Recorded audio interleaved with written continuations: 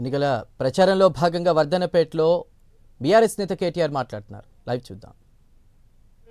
కుమారస్వామి యాదవ్ గారు 12వ వార్డు గుండె స్వప్నిక రవికుమార్ గారు దయచేసి ఈ 12 మంది అభ్యర్థులను కారు గుర్తు మీద వచ్చిండ్రు వాళ్ళ కోటేస్తే కేసీఆర్ గారి కోటేసినట్టే అనుకొని గెలిపించాలని కోరుతా ఉన్నా.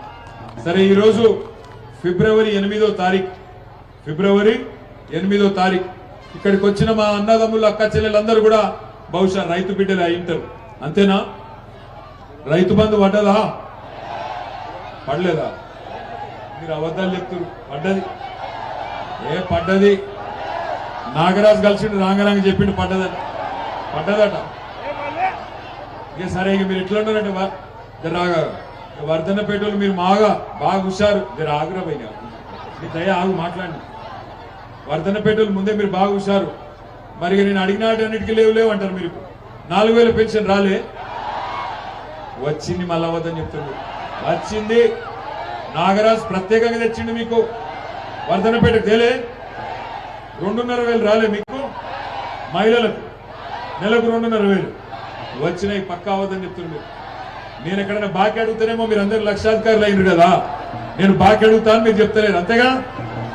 ఇక మళ్ళీ ఇప్పుడు ఎట్లున్నారంటే మీరు తులం బంగారం కూడా రాలేదంటారు. ఇక వచ్చింది బంగారం పిరమైందని చెప్పి ఎవడో ఎత్తుకపోతాడేమో అని చెప్పి చెప్తలేరు. మీరు వచ్చింది బంగారం రాలేదా?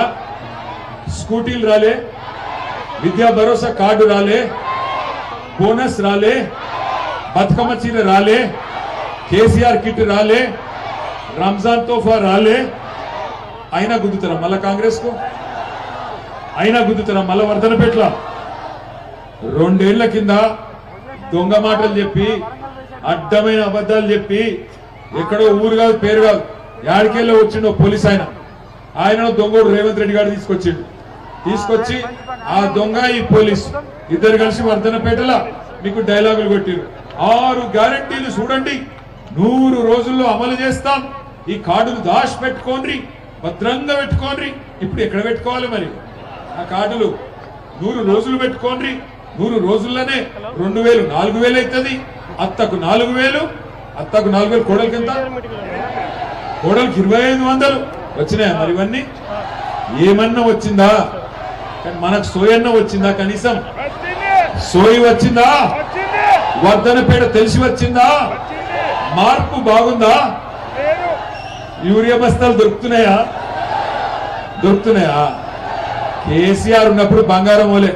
ఒక 400 రూపాయలు ఇస్తే ఆటో అన్నకు పొలం కాడికి వచ్చి వేసిపోతున్నానా? ఇవాళ ఏమైపోయింది బతుకు? మళ్ళా చెప్పులు పెట్టి